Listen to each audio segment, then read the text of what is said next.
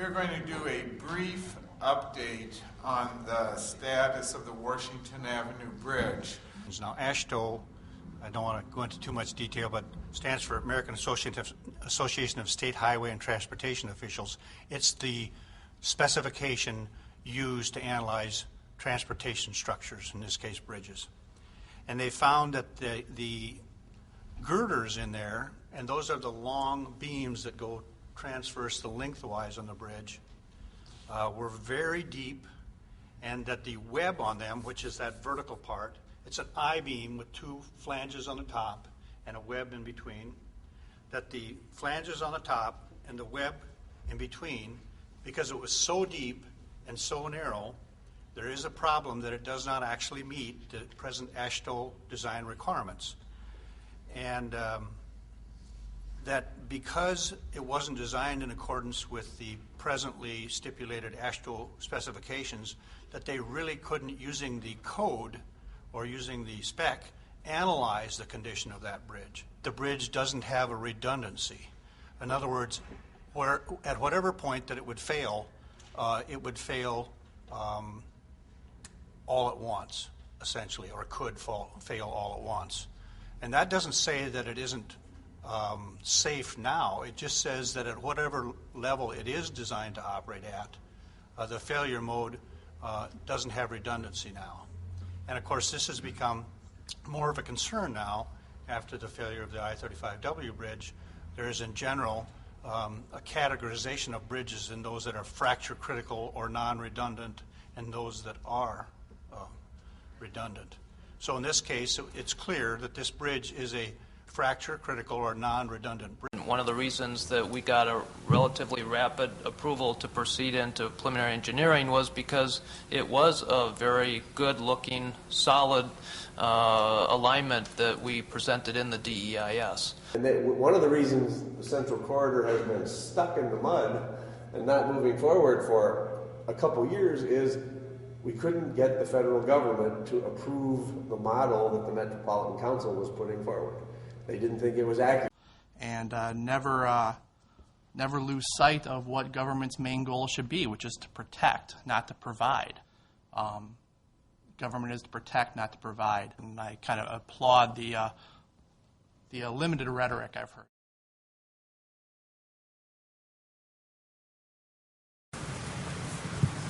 George? I'm George Brower. I live in Prospect Park in Minneapolis. And I want to say that I've heard concerns that light rail transit along University Avenue would just end Prospect Park as we knew it. I'm worried about some of the businesses that may have to close down if this is done. Isn't there a better way to connect the Twin Cities by light rail rather than have it around University Avenue?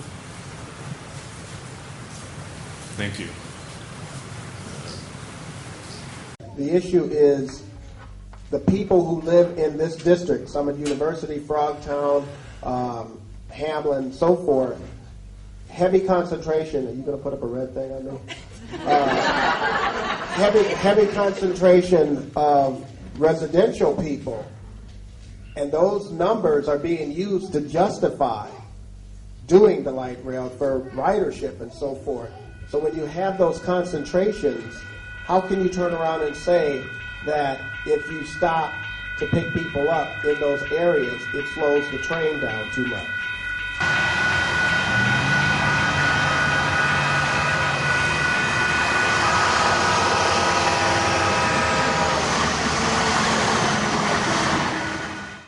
First of all, we still haven't completely healed from what was imposed upon us on Rhonda. And once again, those that are in charge have decided to bring another major project in this community that's going to cause major disruption with very little benefit to those of us that live here.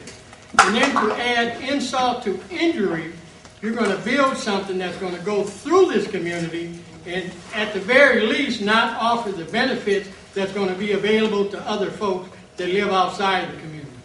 And as far as we're concerned, if we do not at least get those 3 additional stops, then we shouldn't have light rail running through this community.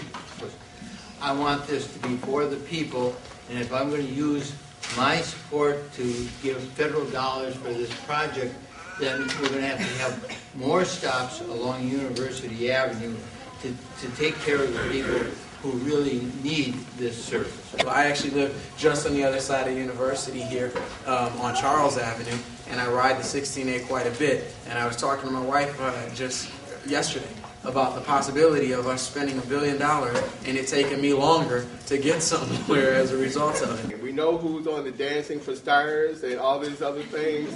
We need to know what is happening in our community. I've lived in the neighborhood my whole life, and I do remember Rondo. And I think what we've got coming up on us is Rondo redo deja vu.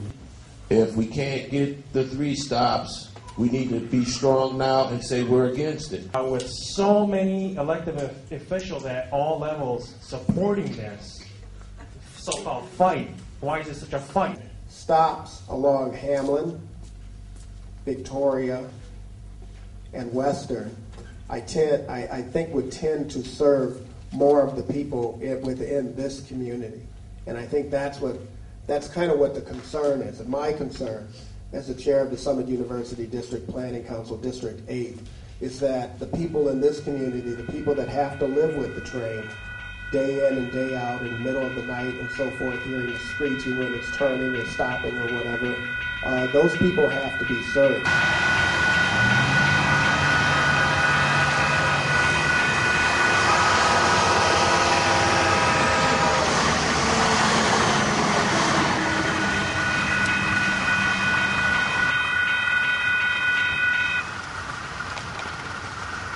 I have another topic when you're done with that. I'm ready for it. Good. I think the 800-pound gorilla in the room is the governor. And I think we need to address that. I think we need to address it pretty soon. As I look at the politics going forward and where the money is coming from, I don't have a clue how this thing is going to get done in the current climate with the lack of support from the governor. And we are doing this in a period of time where the governor is not only not engaged in, but I don't even know if he wants this to happen. And I think we need to name that and see if we can get some signal from him whether he wants it to happen. Because if not, I don't see any reason to necessarily even be doing this anymore. Can I just ask the Senator a real quick question? The announcement for this meeting said that you're here to support $70 million to keep the train on track. I think something along those lines. What exactly is keeping the train on track? What does that mean? And what exactly does $70 million buy? Well, $70 million is state bonding. But it's a over $900 million project that requires the state to come up with over $450 million in a little over a year. Mm-hmm. Correct? We need to come up with about half of that by that's this year. That's over 450. One question, yeah. Please. Right. So I'm trying to answer your question. So please do. Let me finish. Thank you very much. So the state needs to come up with, all sources need to come up with about half of what our match to the federal dollars will be. Excuse me? $70 million doesn't come close. If you would let me finish. Go ahead, please. Thank you. And other sources will come from the state, the local rail authorities, as well as there will be contribution from the sales tax. So we'll put together over the course of this summer, but about half of what we need to come up with in terms of the match to show progress towards coming up with a full capital dollars match, so that we continue to keep the federal government engaged in moving forward on our studies. There are a few people that are against this, but this list clearly demonstrates that the numbers of supporters far, far, far outweigh the opposition. It's folks like you in community groups, but as I mentioned, it's several chambers. It's the Minnesota Transportation Alliance, which is all of the transportation options. It's metro cities, it's the counties. Everybody nearly is on board. Could we find out what organizations are against it and perhaps address them and try to convince them to be supportive? I don't see a lot of groups out there saying, don't do the central. We've had the consensus in the region to build it through the Met Council process and through this regional sales tax. It's now up to getting the governor to get on the train and get it moving this session. Are the legislative opponents just lining up behind the governor, or are there other things? They're not even, I think as Senator Dibble mentioned, there's a few legislators out there who are heavier than others saying, this is a bad idea, but they're waiting for the nod of the governor. The governor said in that deal with Senate and House leadership that he's okay with this, the votes will take care of themselves. I thought you wanted to know. You didn't tell me. That tells you. No, it doesn't tell me anything. Can we It does if you look at it. after the meeting or take it outside, please?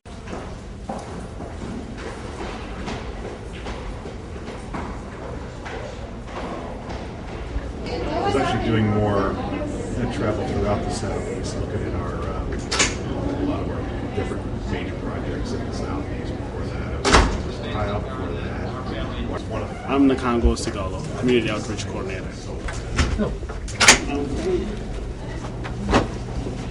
Get the magic card there. This is our reception area. Okay. And Hello. Hello. Your reception person. Yeah.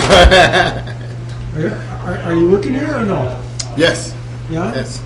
You drive a bus or what? I drive a bus, yes. Oh, so what are you doing here? I'm on light duty. Oh, I see. You got the cushy job, man. Yeah. So they put me back in the, easy chair for a minute. They're going to teach you how to drive the train when they build it, or no? No, I'm going to stick with the bus. What happens, though, if they cut half the buses? They're going to lose some bus driver jobs, aren't they? Yeah, but it won't reach me, hopefully. What's that? I got enough seniority, it shouldn't reach me. Oh, I see. Okay. It's only the new part-timers that would get screwed. Yeah. Hopefully they won't. They'll find somewhere to put them, though. All right. They've already gotten screwed, so who cares? This is incredible, isn't it? A lot of cubicles. A lot of cubicles. A lot of people working on this project. There It'll is. take a lot I of should work. get a job. Don't you think? Don't you think somebody should pay me? I'm the only one that's not getting paid. And I think you do such wonderful work. People. We're nobody. Like me. This is the nobody's tour here. We live on Western and Marshall, and are just going to be very close to the line, and we're really interested in seeing it develop. No bus or train on Western. No. Selby, block and a half over, which isn't How too do bad.